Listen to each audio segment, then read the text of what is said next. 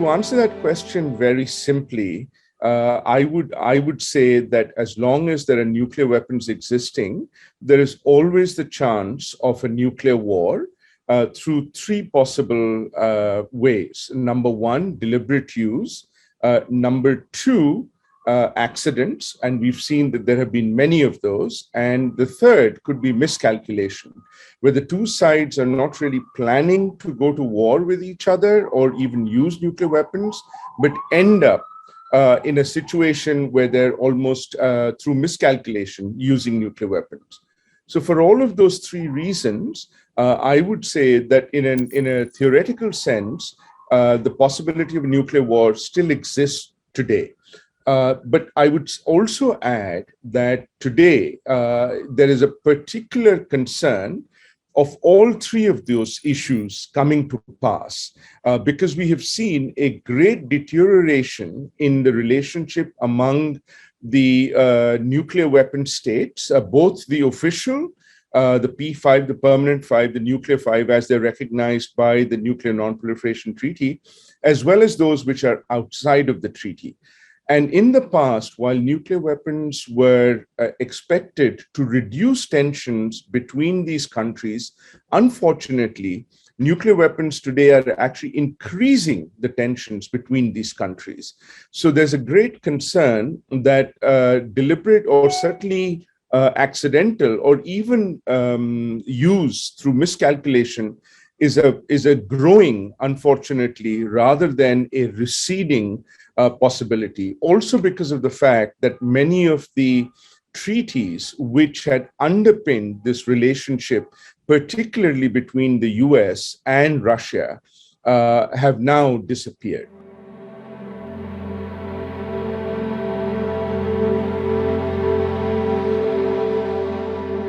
I think the reason for that is that because nuclear weapons are not given the same kind of attention, and perhaps one might even say importance, that people seem to think that nuclear weapons have disappeared. Whereas, as we know, nuclear weapons are very much with us, and the possibility of nuclear war has certainly not disappeared. I think one reason why people think that nuclear weapons and the possibility of nuclear war has disappeared, because there are now other challenges which are coming up in a way almost surpassing those of nuclear weapons. The most obvious one, of course, is COVID-19. We're in the middle of a pandemic, and that has focused everybody's attention. Second, we also have the climate change crisis, if you like. And that, again, has drawn a lot of attention of the average, human on the planet. And that has been another area why nuclear weapons have sort of been relegated. I think a third element, and this may be particularly true of the countries which are investing in defenses, missile defense, and other kinds of capabilities, there may be this perception that they are somehow protected from nuclear weapons or from the use of nuclear weapons, which I think, unfortunately, is a very dangerous feeling. So I think it's because of those three reasons that people increasingly now feel that nuclear weapon is something, nuclear weapons or nuclear war is something of the past.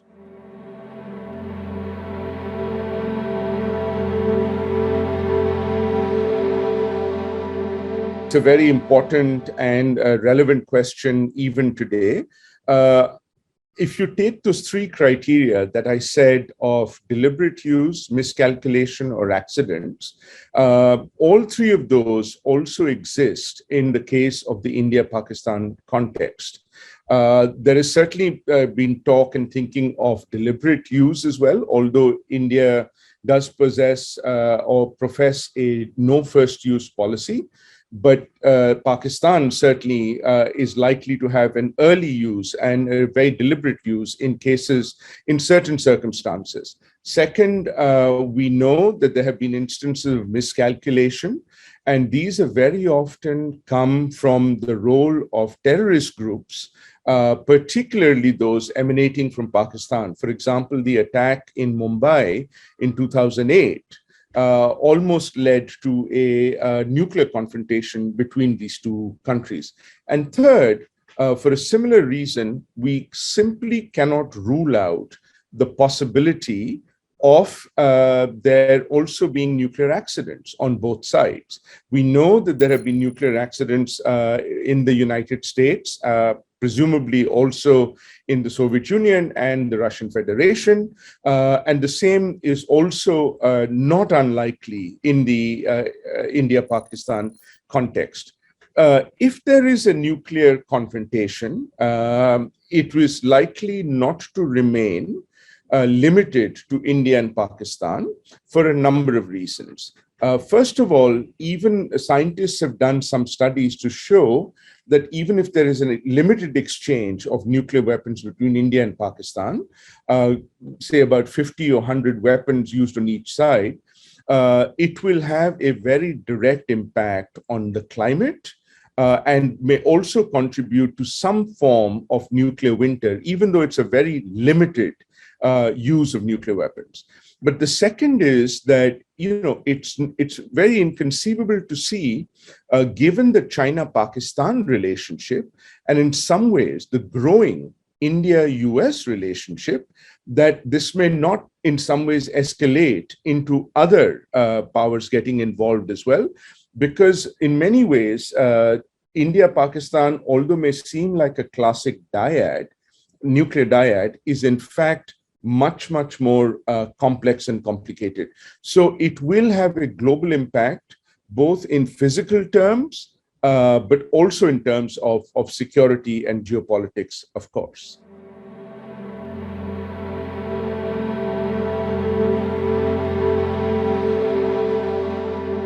I think it's important to remember that the first major war that India sort of fought after 1947-48, which is when it had this conflict with Pakistan on Kashmir, was actually with China in 1962. And soon thereafter, China developed its nuclear weapons and conducted its first nuclear test in 1964. And so India has been very, very concerned because, as you know, the India-China border is one of the longest undemarcated borders anywhere in the world. And it is also a disputed border. The two sides cannot even agree where the border lies. And so that's why it has not been demarcated at all. And so combine that with the Chinese nuclear arsenal, which began in 1964, and India reacted to that by developing its own nuclear weapon program, which came up in 1974, was the first test which was conducted. I think both countries, and so with that background, if you look at what the situation is today, neither country really wants to go to war with each other. But when you have an undemarcated border, when both sides are patrolling and cannot agree where exactly the border lies, you're bound to have some kind of tensions on the border, especially when militaries get to interact with each other, especially when there is no verification. And even though there are something like 5 or 6 border agreements between China and India, they are mostly about confidence building measures, not really about resolving the border dispute, which means that, again, either deliberately or by accident, or indeed by miscalculation, China and India could go to war. And not just on the border. Today, as you know, the South China Sea has also become a disputed area. And because of India's growing interest globally and its entrance into the South China Sea, may also lead to tensions in the Indo-Pacific area vis-a-vis China as well. So there are many increasing flashpoints between China and India, and very few arrangements which allow for the two sides to try and reduce tensions. And so this really means that the possibility of war, which might also escalate into some kind of a nuclear threat, if not war, cannot be ruled out.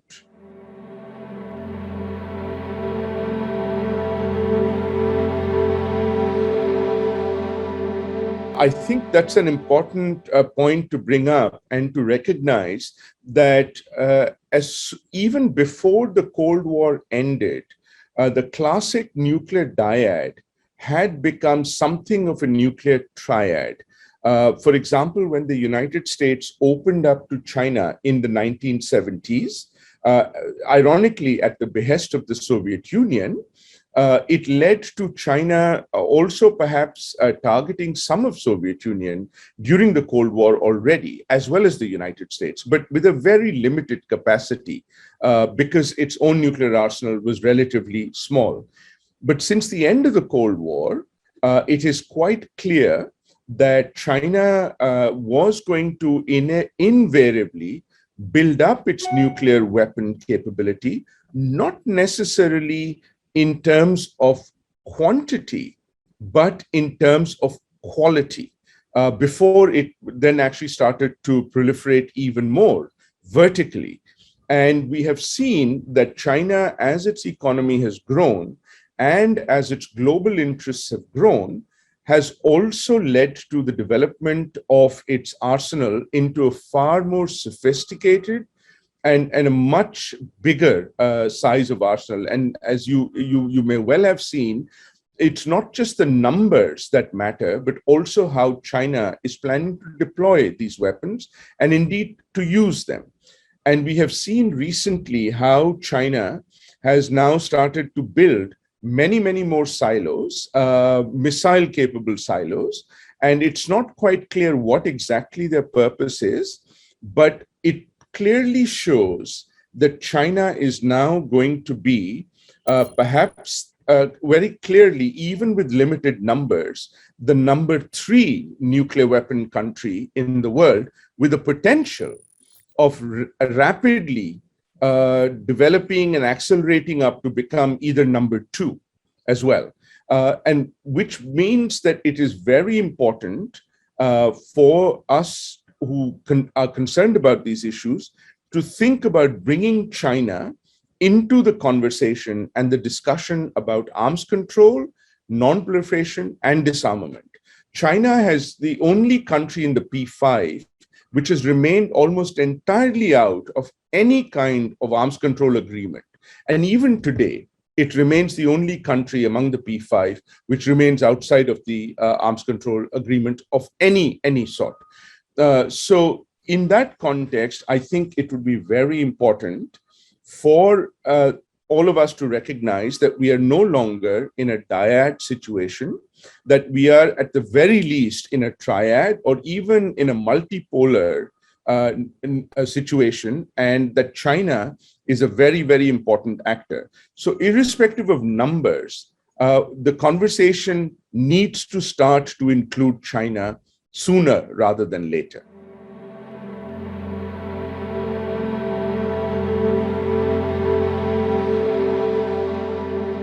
I would argue that India, in terms of its space program, is already competing with the global players. India had a successful mission to Mars. It did not land it on Mars, but it sent a spaceship to orbit Mars. It has had at least one successful mission to the moon and a couple of unsuccessful ones.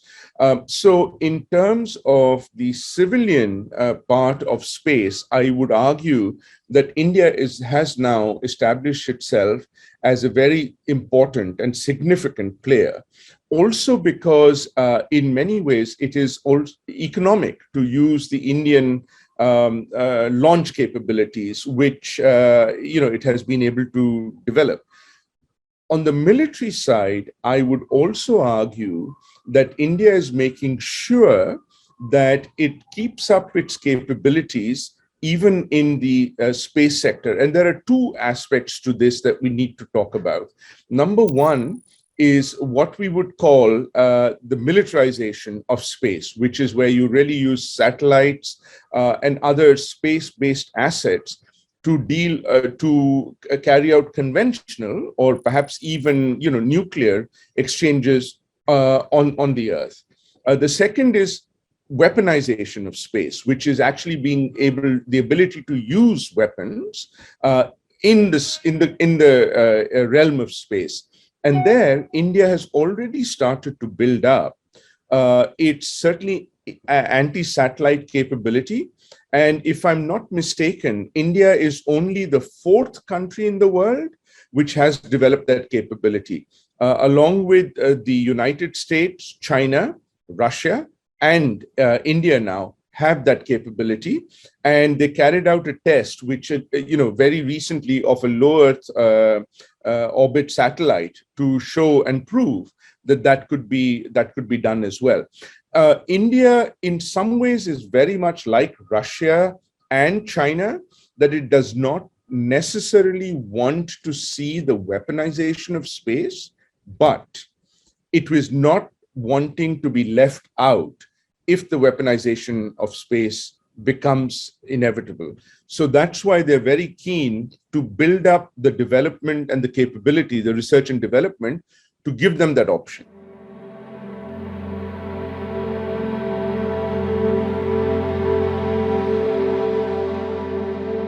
So Asia, unfortunately, already has the largest number of nuclear weapon states in the world.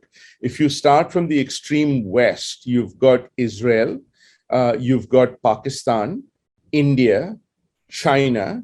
I would include Russia in that as well, and North Korea as well. And if you wanted to include the United States as an Asian player, then you would actually go up to 7 nuclear weapon states there in Asia. So Asia is very crowded with nuclear weapon states already. In addition to that, there are clearly countries which have the capacity and the capability of breaking out and might want to do so as well. We've certainly talked about Iran has been talked about a lot. We know that Iran is building up at least a breakout capability. It's not there yet, but unfortunately, in the absence of the Joint Comprehensive Plan of Action agreement or a similar agreement, there are no constraints, or there will be no constraints on Iran to go forward in that context. And here, as long as Israel has nuclear weapons, Iran is likely to also want to at least have the capability covertly, if not overtly. Many people have talked about Saudi Arabia as an option, as a possibility. And we certainly know that thanks to China, Saudi Arabia does have nuclear capable missiles, the Dongfeng 3, which was sold to the Saudis by China during the Cold War. These are, as we know, nuclear capable missiles. Saudi Arabia does not at the moment have those intentions, but partly because of the Iran context, you cannot entirely rule that out. That may be one possibility as well. The other two countries which are very often talked about, one of them may be South Korea. And this very much depends on how the international community is able to deal with the North Korean threat. We've already seen that the US has reached some kind of an understanding with South Korea for them to be able to extend the range of the missiles and therefore also the capabilities of the missiles as well. The last country in the region which may do it for security reasons, and again, depending on what the alliance arrangement is, could be Taiwan. Because for Taiwan, it is an existential concern and crisis. But you also sort of see that you've got a growing threat coming from China, a far more belligerent China today, and a far more nuclear capable China. And that may also push Taiwan to cross across the threshold as well. If there are other countries in the region, they may want to do it more for prestige, but I'm not sure that, because many of them have signed up to the Southeast Asian nuclear weapon-free zone, so are not likely to do that. Maybe the last country that we might want to just add to that list could be Japan. And there could be some particular circumstances under which Japan may also want to, we know Japan certainly has the capability already, but it's not crossing the threshold by itself. But that's a possibility that we should not perhaps rule out entirely.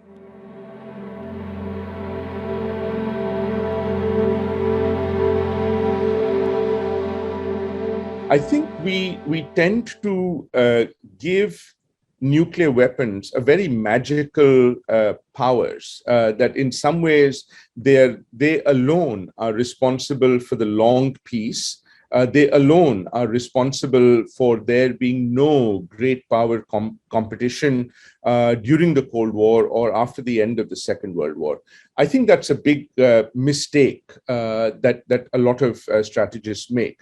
Nuclear weapons are only one of three pillars which have allowed for a certain degree of strategic stability, which has prevented great power conflict. Number one, of course, the nuclear weapons themselves.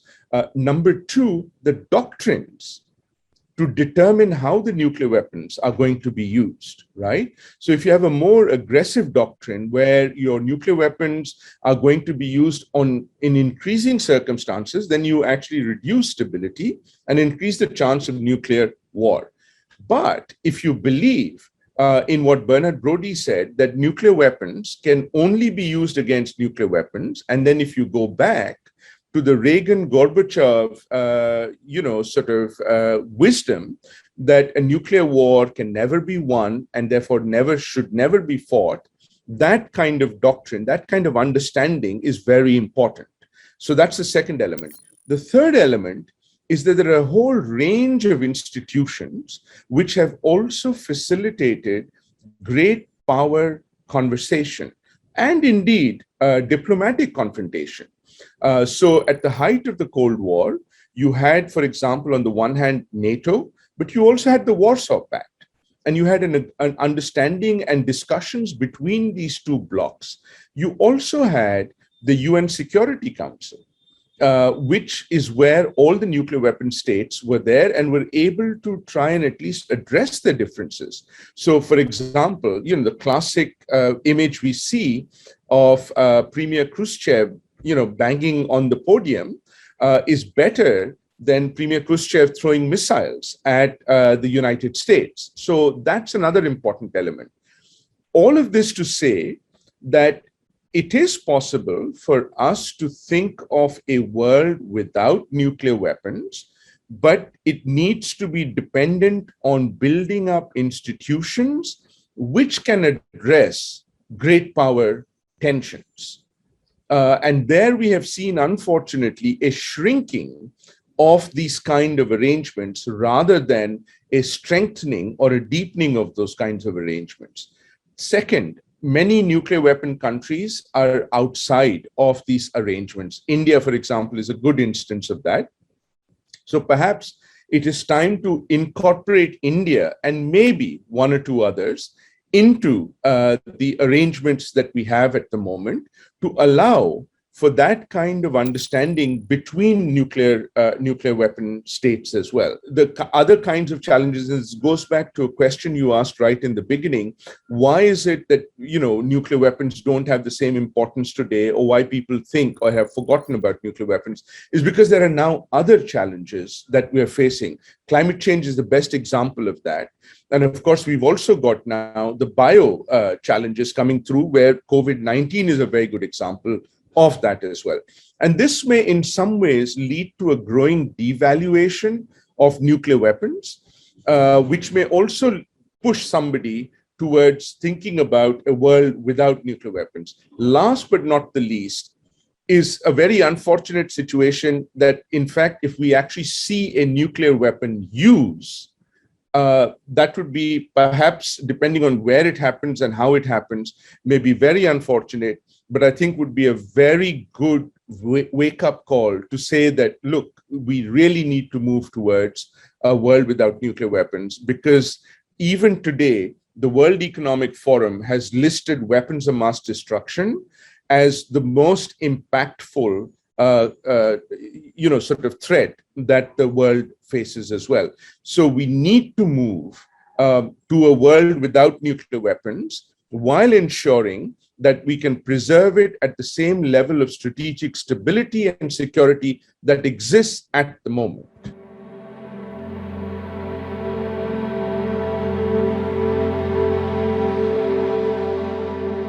I think there are three ways that is happening.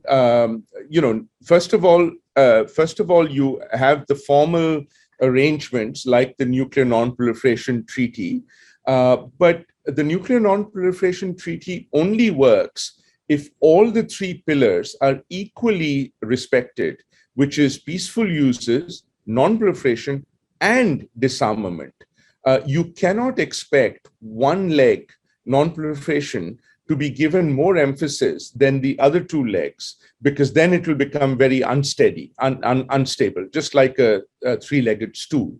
So that's the one element that we need to do and strengthen.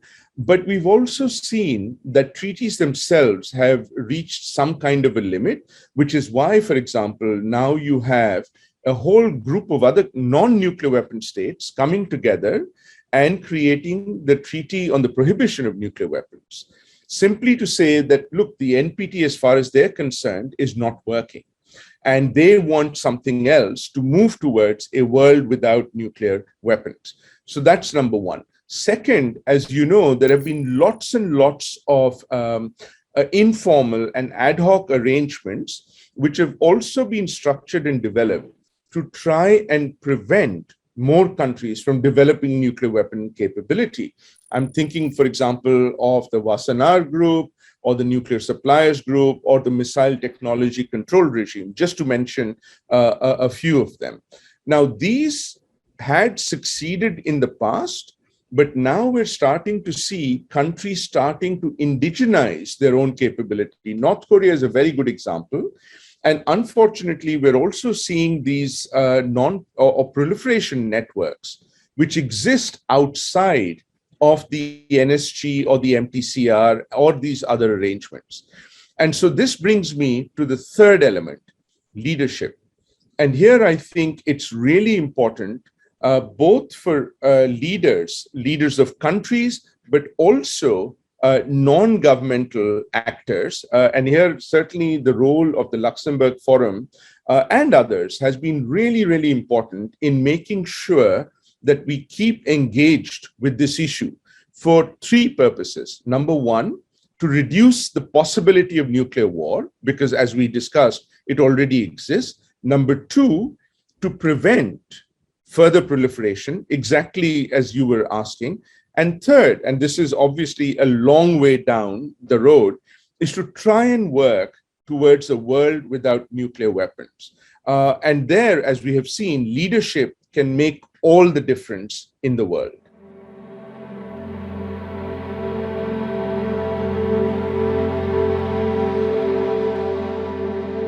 I would argue that Russia is already India's strategic partner, and I will explain that in the following way.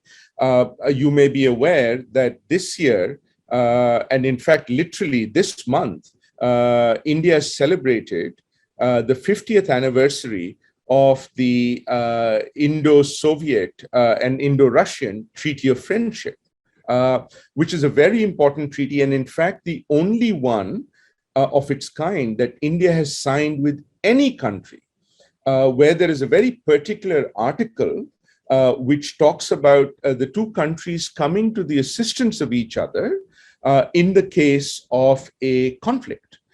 India does not have a similar treaty with any other country. And that tells you that there is an understanding. It is not an alliance or or some kind of a formal alliance that we see in the case of Warsaw Pact or even NATO, but it is a partnership, an understanding that these two countries respect and understand each other's security concerns and will work to preserve those security concerns.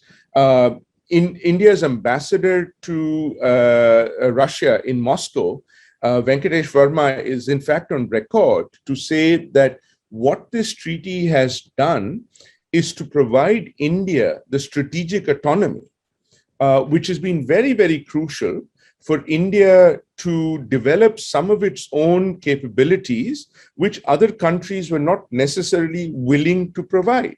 A very good example of this is the nuclear-powered submarines that first the Soviet Union and now Russia has actually provided to India on a lease. No other country in the world was willing to do that. And I think that was a very important contribution to India's security, simply because it gave India much more of a role to provide the kind of understanding of what a sea leg of the triad would look like, would be based like, and how to work on some of those operations as well. So I think it does not mean that the two countries will agree on everything. In fact, they would not. So, for example, we know that when the Soviet Union went into Afghanistan in 1979, India was not very happy about that. It did not say so publicly, but it did raise that privately. And I'm sure there were similar actions that India took that Russia was not very happy about, but Russia also conveyed that to India privately as well.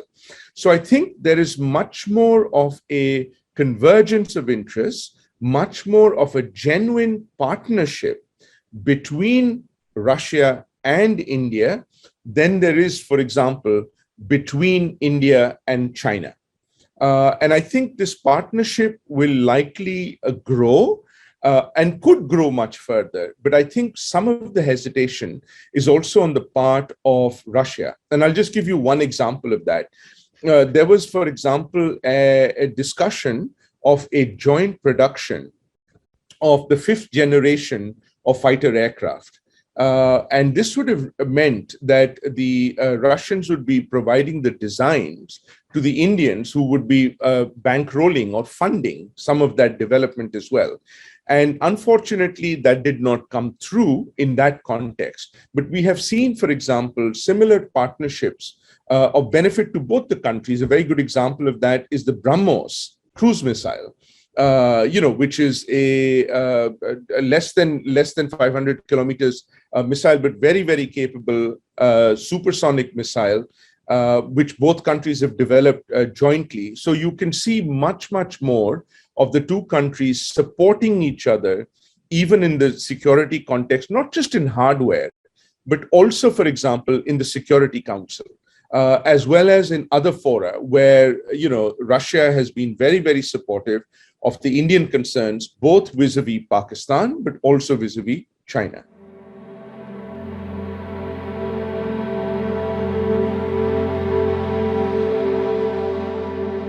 Three things have to be done to prevent a nuclear war right away. Number one, we need to go back to absolute basic principles, which is that nuclear war can never be won and therefore should never be fought, something which has been repeated by both of the president of Russia as well as the United States. Related to that, I think it would also be important for us to try and move towards a no first use doctrine, or a doctrine where we are not dependent on using nuclear weapons right away.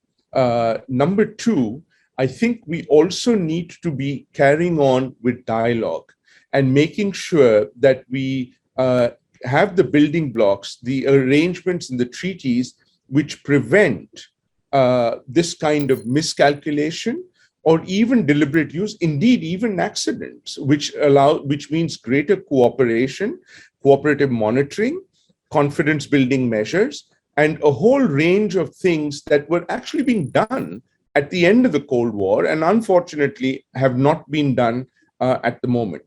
And the third thing we definitely need is leadership.